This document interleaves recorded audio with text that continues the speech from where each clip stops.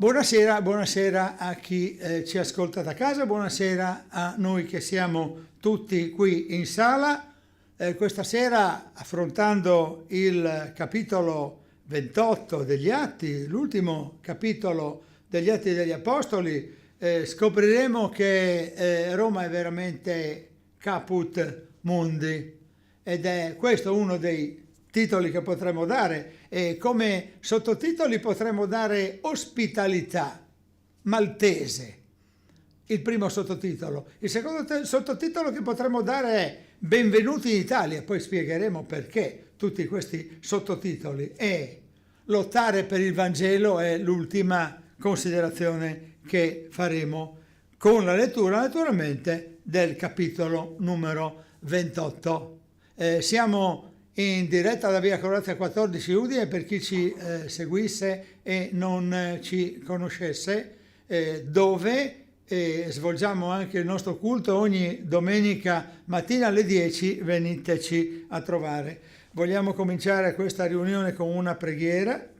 Signore, che sei nei cieli, sia benedetto il tuo nome. Noi vogliamo dirti, Signore, come stamattina ti abbiamo detto, lode a te per la tua benignità. Noi questa sera vogliamo dirti lode a te per la tua fedeltà, Signore. Sia benedetto il tuo nome, Signore. Sia benedetta la tua fedeltà, Signore. Sia benedetta la tua fedeltà dimostrata 2000 anni fa a Paolo, che raggiunse Roma perché doveva predicare la parola di Gesù Cristo, così come gli era stato ordinato di fare. Gloria a te, o Signore, perché la parola è arrivata in Italia, è arrivata anche a noi che siamo qui 2000 anni dopo, in questa città abbastanza distante da Roma. Signore, la tua parola sgorga come un fiume, è scritto. Noi ti preghiamo perché la tua parola sgorghi come un fiume nelle nostre anime questa sera, nelle nostre menti questa sera. Signore, ti ringraziamo per quello che ci hai dato anche oggi e ti preghiamo per quelle situazioni difficili che ci sono in Europa. Signore, noi non sappiamo veramente come pregarti se non dicendoti: benedetto Signore, aiuto Signore, aiuto Signore, benedetto Signore, sia benedetto il nome di Gesù Cristo. Amen. Dunque, per fare un riassunto degli Atti degli Apostoli, ormai siamo arrivati all'ultimo capitolo, quindi dobbiamo veramente pensare in termini riassuntivi. Io pensavo a un versetto, innanzitutto, del capitolo 13, anzi a 3 versetti, i primi 3 versetti del capitolo numero 13, che vado subito a leggere. Nella chiesa che era ad Antiochia c'erano profeti e dottori: Barnaba, Simeone, detto Niger, Lucio di Cirene, Manaem, amico d'infanzia di Erode il tetrarca, e Saulo. Mentre celebravano il culto del Signore e digiunavano, lo Spirito Santo disse: mettetemi da parte Barnaba e Saulo per l'opera alla quale li ho chiamati. Allora, dopo aver digiunato, pregato e imposto loro le mani, li lasciarono partire. Dunque, nella chiesa di Antiochia nasce, per opera dello Spirito Santo, la vocazione di: perché come hai reso testimonianza di me a Gerusalemme, così bisogna che tu la renda anche a Roma. Paolo si trova a Gerusalemme davanti al Sinedrio, ha reso testimonianza della potenza di Gesù Cristo, della salvezza che viene solo da Gesù Cristo, il morto che è risorto, perché Gesù Cristo è morto ma è risorto, dice Paolo. Come hai reso testimonianza, gli dice il Signore, una notte a Gerusalemme, così bisogna che tu la renda anche a Roma. Ed ecco Paolo sulla strada di Roma. Ma abbiamo trovato un pesante naufragio che ostacola questo viaggio.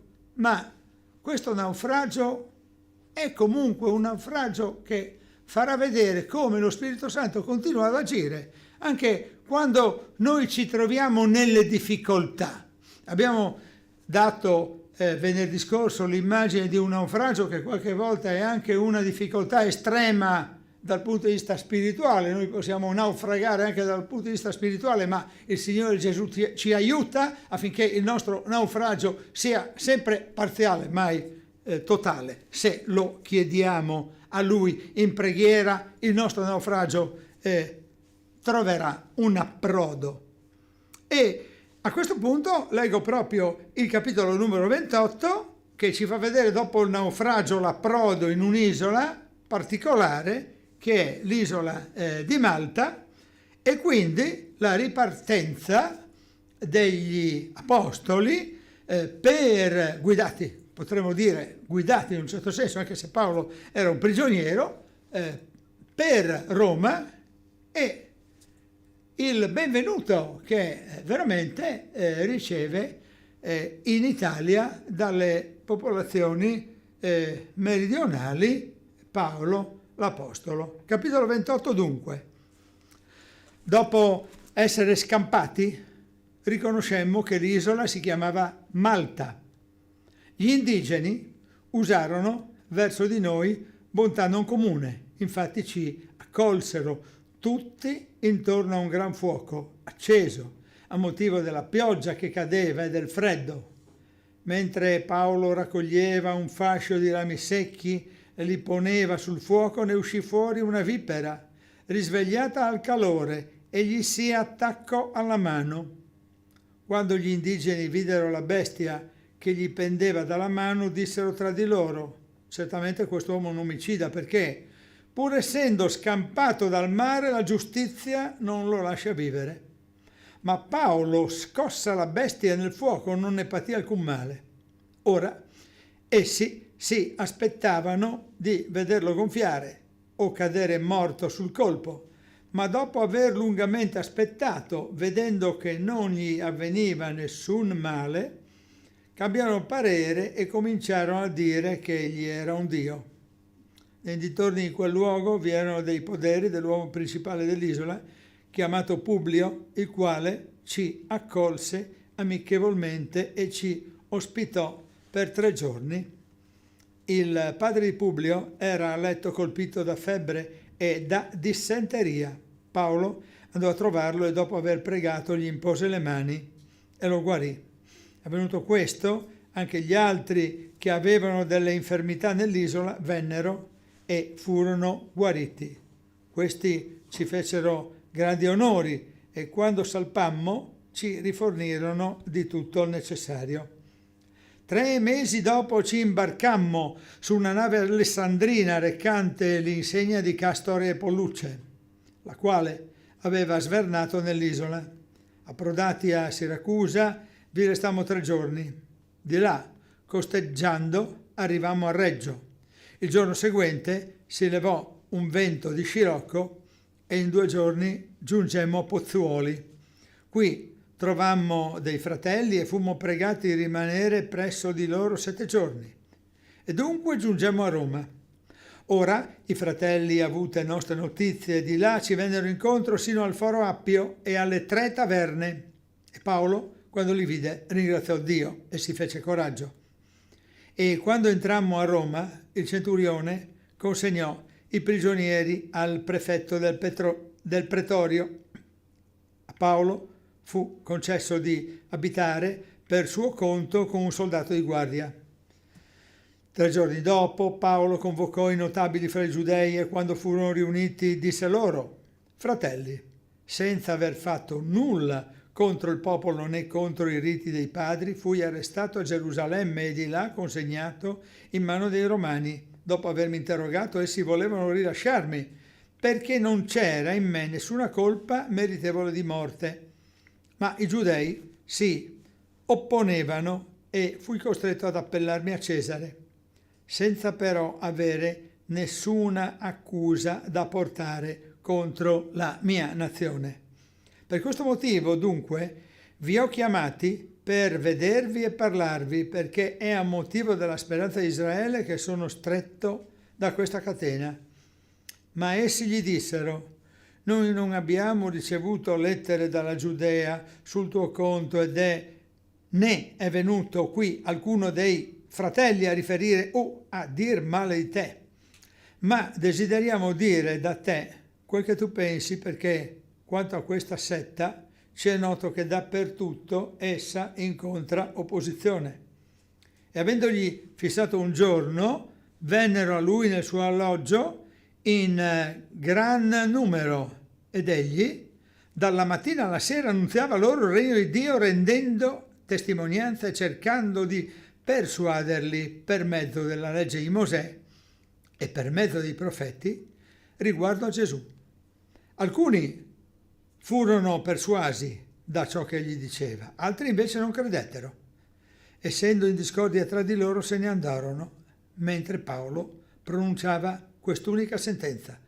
Ben parlò lo Spirito Santo per mezzo del profeta Isaia: disse ai vostri padri: va da questo popolo e di: voi udrete con i vostri orecchi e non comprenderete, guarderete con i vostri occhi e non vedrete, perché il cuore di questo popolo si è fatto insensibile, sono divenuti duri d'orecchi e hanno chiuso gli occhi, affinché non vedano con gli occhi e non odano con gli orecchi, non comprendano con il cuore, non si convertano e io non li guarisca.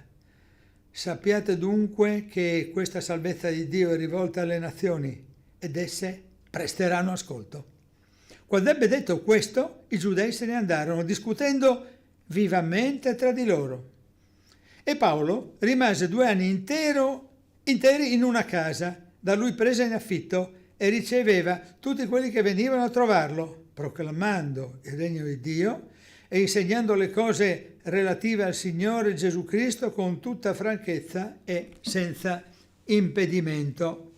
Amen. Dunque abbiamo trovato questo viaggio molto difficile, che trova approdo all'isola di Malta, che trova nell'isola di Malta accoglienza, e quasi a ripagare dell'accoglienza Paolo si preoccupa dal punto di vista pratico di chi sta male, e il padre di Publio è un uomo che sta male e ha bisogno dell'intervento di Paolo. Per opera dello Spirito Santo questo uomo viene guarito, e la gratitudine dei maltesi è ancora più forte, perché hanno visto un comportamento particolare. Abbiamo visto poi Paolo giungere a Siracusa prima, a Reggio Calabria dopo, e quindi a Pozzuoli, che è presso Napoli. Qui trovarono dei fratelli e furono accolti, e anche l'accoglienza di Pozzuoli è quasi in linea con quella di Malta. Alla fine c'è una nuova partenza verso Roma, e quando giungono a Roma Paolo prima ringrazia Dio, poi incontra i giudei e racconta alcune delle cose fondamentali della legge di Mosè, per mezzo delle quali si può attestare che Gesù è veramente il Cristo. Alcuni giudei accettano questo parlare e questo ragionamento, altri non lo accettano, e per coloro che non lo accettano la profezia di Isaia: questo popolo non accetta, vai ai popoli del mondo, costoro ascolteranno. Ma vediamo un po' alcune cose che possono trovare conferma nelle scritture di quello che abbiamo letto, perché alcune cose che abbiamo letto ci rimandano ad altri passi. Nella lettera agli Ebrei, per esempio, al capitolo 13, al versetto 2, si parla di ospitalità. Pensate un po' come si parla di ospitalità al capitolo 13 e al versetto 2. L'amor fraterno rimanga tra di voi, non dimenticate l'ospitalità, perché alcuni, praticandola senza saperlo, hanno ospitato angeli. E i maltesi non avevano certamente conoscenza di queste scritture, però accolgono Paolo e gli altri pellegrini e gli altri naufraghi con grande disponibilità, accendono un grande fuoco e li scaldano. La stagione è quasi invernale, loro sono tutti bagnati e hanno bisogno di essere scaldati, e c'è questa ospitalità dei maltesi, che è un'ospitalità tipicamente mediterranea, che questi popoli conoscono di spontanea volontà, ma anche questa ospitalità dei maltesi, il contesto generale di Atti degli Apostoli me la fa apparire come un'ospitalità che è in un certo senso organizzata dallo Spirito Santo. Fatto sta che bisogna osservare comunque la generosità di questa popolazione locale, una generosità che non è esente da credenze, da pregiudizi. Paolo viene morso da una vipera e tutti credono che lui sia un assassino, un delinquente che viene perseguitato dalla giustizia. E poi guardate un po', lui scuote l'animale nel fuoco, non ne soffre alcun male, e la gente immediatamente cambia idea e cosa dice? Ma questo è veramente un Dio, è veramente una divinità. Quindi anche i maltesi, nonostante la loro accoglienza, hanno la loro volubilità, no? Cambiano idea facilmente, rimangono impressionati dagli eventi in modo superficiale, però la loro accoglienza va estremamente messa in rilievo per la qualità del loro amore, o comunque della loro disponibilità dimostrata nei confronti di questi naufragi. Vorrei andare a Luca capitolo 10 versetto 19 per osservare una cosa. Abbiamo detto che Paolo scuote la bestia, questa vipera che lo stava mordendo nel fuoco, e non ne soffre alcun male, e il Vangelo di Luca al capitolo 10 al versetto 19 porta questa notizia.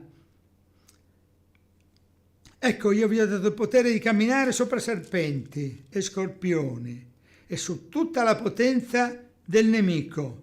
Nulla potrà farvi del male. Queste parole che sono dette da Gesù a tutti i suoi discepoli, nel contesto si parla di una missione demandata a 70 discepoli, ecco che ci fanno venire in mente questo episodio anche degli Atti degli Apostoli, con Paolo che riesce a liberarsi dal pericolo di questo animale, di questa vipera, che è indubbiamente estremamente pericolosa.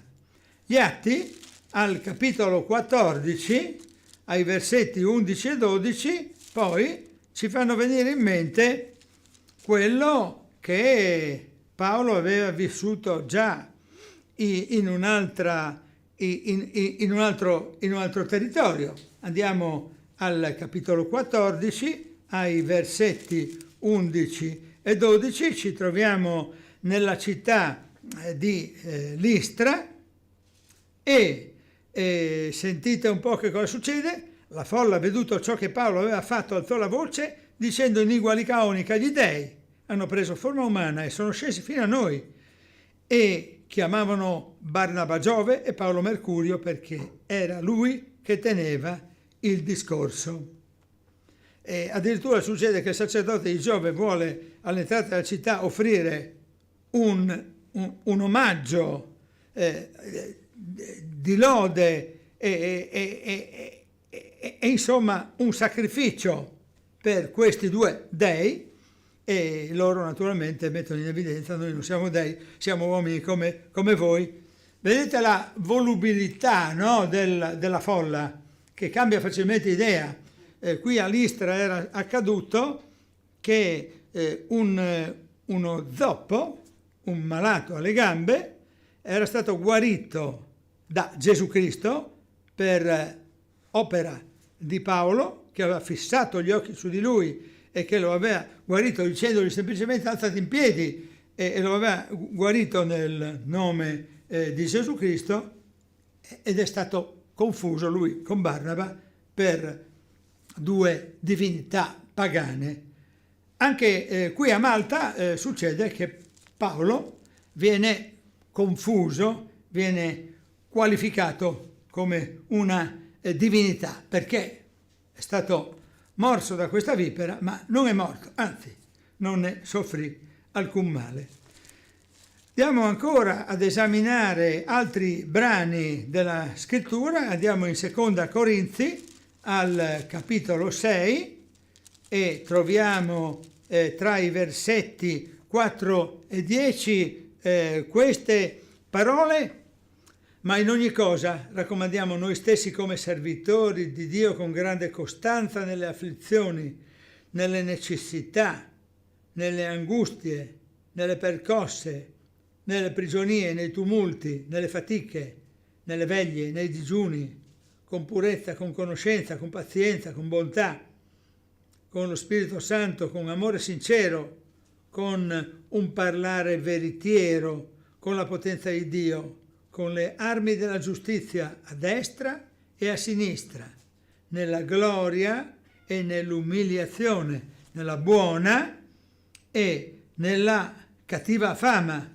considerati come impostori eppure veritieri, come sconosciuti eppure ben conosciuti, come moribondi eppure eccoci viventi, come puniti eppure non messi a morte, come afflitti eppure sempre allegri, come poveri eppure arricchendo molti, come non avendo nulla eppure possedendo ogni cosa. È arrivato proprio così Paolo a Malta, è arrivato dietro tumulti, percosse, prigionie, digiuni, fatiche, la fatica del naufragio, con pazienza, accompagnato dallo Spirito Santo, sempre muovendosi con parlare veritiero, perché la potenza di Dio era con lui, considerato malfattore invece essendo portatore di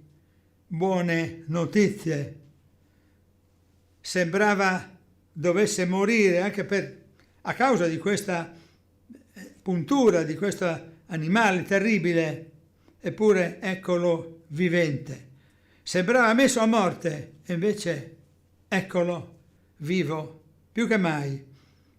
Un povero, ricco, non ha nulla, però possiede ogni cosa. E anche questi versetti ci dovrebbero indurre a capire come anche noi, avendo poco, in realtà possediamo moltissimo, e anche quelli che hanno nulla, se credono in Gesù Cristo, posseggono ogni cosa. Ci troviamo di fronte a un naufrago che è arrivato con i suoi vestiti inzuppati davanti a una popolazione straniera, e questi indigeni, ecco l'occasione per dire che indigeni non è una parola spregiativa, vuol dire abitanti del luogo, e quindi coloro che vivono a Malta lo accolgono, e lui non ha nulla da dare loro, se non questo atto formidabile della guarigione attraverso l'imposizione delle mani al padre di questo ricco proprietario terriero Publio, e ricevendone peraltro ancora gratitudine. E ci accompagna ancora Marco al capitolo 16, al versetto 18. Voglio leggervi ancora questo, Marco capitolo 16, versetto 18. Sentite un po' che cosa si dice nella chiusa proprio del Vangelo di Marco. prenderanno in mano dei serpenti, anche se berranno qualche veleno non ne avranno alcun male, imporranno le mani agli ammalati ed essi guariranno. Sono i segni distintivi che accompagneranno coloro che hanno creduto. Nel mio nome, è Gesù che parla, dice, nel mio nome faranno queste cose. E infatti Paolo ha preso in mano un serpente e non ne ha sofferto alcun danno, ha imposto le mani agli ammalati più volte, anche qui a Publio, come nell'immagine che vediamo. Qui Paolo in questo disegno prende in mano il serpente, ma se ne libera lo butta nel fuoco, proprio come è scritto nel testo, e per quanto riguarda Publio, il padre di Publio, ovvero questo ricco proprietario terriero, ecco che lui con l'imposizione delle mani lo guarisce. Io penso che potremmo concludere la riflessione che stiamo facendo con Filippesi, il capitolo 1, i versetti tra 12 e 14, sono versetti che si riconducono, questa è la lettera che Paolo scrive ai Filippesi, che penso che si possano ricondurre a quello che è successo a Roma. Mentre Paolo è a Roma, scrive ai Filippesi, e probabilmente è questo il contesto, ma in ogni caso ai Filippesi lui dice una cosa importante. Dice: desidero che voi sappiate, fratelli, che quanto mi è accaduto ha piuttosto contribuito al progresso del Vangelo, al punto che a tutti quelli del pretorio e a tutti gli altri è divenuto noto che io sono in catene per Cristo. E la maggioranza dei fratelli del Signore, incoraggiati dalle mie catene, hanno avuto più ardire nell'annunciare senza paura la parola di Dio.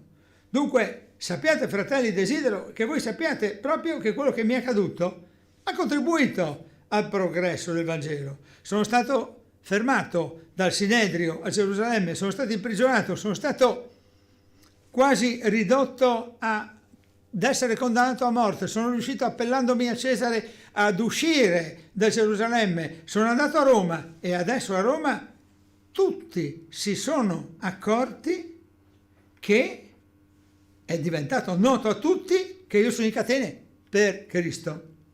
Essere in catene per Cristo è un motivo di orgoglio, ma soprattutto di obbedienza per Paolo. Paolo non è orgoglioso per se stesso, ma per Cristo, scusate, e per la convinzione che gli ha di dover diffondere il Vangelo. La maggioranza dei fratelli del Signore sono stati incoraggiati dal comportamento di Paolo e da quelle catene hanno avuto più ardire di annunciare, hanno trovato il coraggio di annunciare senza paura la parola di Dio, perché di fronte alla persecuzione succede anche oggi in molti paesi del mondo che di fronte alla persecuzione c'è un progresso del Vangelo e non c'è molto progresso nel Vangelo invece in luoghi dove la vita è più comoda, come qui da noi, che non abbiamo particolari problemi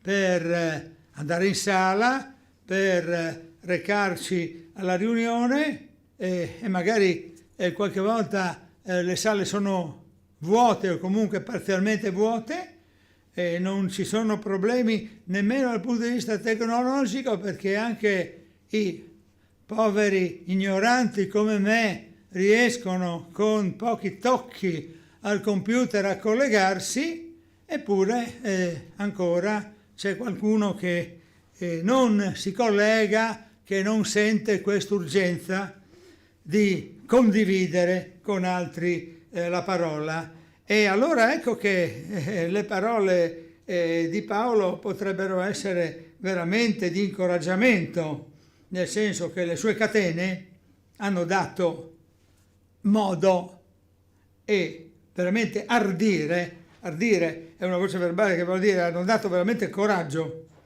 a molti fratelli affinché possa essere annunziata la parola di Dio. Ecco, questo capitolo numero 28 si chiude proprio con questa affermazione che Paolo rimane 2 anni interi in una casa. Da lui prese in affitto, è andato in affitto in una casa e ha ricevuto tutti quelli che volevano e tutti quelli che anche lui veramente apriva la porta a tutti, e tutti quelli che volevano andarlo a trovare potevano andare da lui, e continua a proclamare il regno di Dio, a insegnare. Quindi la proclamazione, vedete come sta apparendo nella lavagna l'affermazione finale? Lui voleva insegnare a quelli che venivano a trovarlo. Ecco, vado avanti a leggere io, compare solo la prima parte nel computer, proclamando, ecco adesso compare, proclamando il regno di Dio e insegnando. C'è la proclamazione congiunta con l'insegnamento. La parola del Signore deve essere proclamata, la parola del Signore deve essere veramente insegnata. E questa proclamazione, questo proclamare è una voce verbale molto forte, che vuol dire proprio a voce alta dire. Il latino dice protestor, protestaris, cioè proclamare. Il protestante non è colui che protesta, che è arrabbiato, ma è colui che proclama che Cristo è il Signore, che il regno di Dio è vicino e che il regno di Dio è relativo alle cose del Signore Gesù Cristo, e con tutta franchezza e senza impedimento Paolo, nonostante le sue catene, proclama questo. Il viaggio è finito ed è anche terminato il nostro viaggio negli Atti degli Apostoli. Coloro che potessero farlo, e tutti possono farlo, sono pregati da noi tutti che siamo in sala di rileggere gli Atti degli Apostoli, ricominciando dal capitolo numero 1, sono 28 capitoli, ma noi nelle prossime puntate, chiamiamole puntate, nei nostri incontri futuri, affronteremo la lettera ai Romani, ci troviamo proprio a Roma, e successivamente le lettere paoline, e quindi ci lasciamo ancora una volta con chi ci segue soltanto in questa fase, con una preghiera, e ci diamo appuntamento con gli altri che hanno invece la possibilità di farlo nella riunione che seguirà via Zoom. E quindi lodiamo il Signore. Signore, grazie perché abbiamo letto in questi mesi gli Atti degli Apostoli e tu sei stato il nostro maestro, Signore.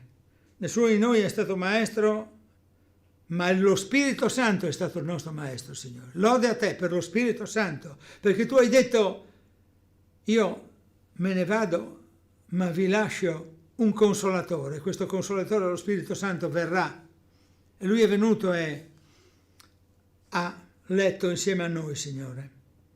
Grazie, Signore, perché possiamo leggere. Grazie, Signore, perché possiamo capire la tua parola. Grazie, Signore, perché qualcuno forse tra coloro che ci seguono non ha potuto leggere perché non ha gli occhi buoni, ma ha potuto solamente ascoltare. Grazie anche per chi ha potuto solo ascoltare, Signore. Grazie, Signore, per quello che ci dirai ancora. Da qui fino al tuo ritorno tu continuerai a parlarci attraverso la tua parola, la divina Bibbia, attraverso la lettera ai Romani che faremo prossimamente, Signore. Benedici questo studio, questa sera. Benedici chi rifletterà ancora su questa parte. Benedici quello che faremo nelle prossime settimane. Noi, Signore, ti vogliamo lodare, ti vogliamo glorificare e ancora una volta dirti lode a te per la tua fedeltà, Signore.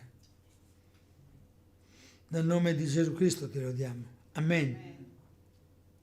Arrivederci alla settimana prossima, e chi vuole risentire questa lezione, scusate se la chiamiamo così, potrà farlo. Arrivederci, buona serata.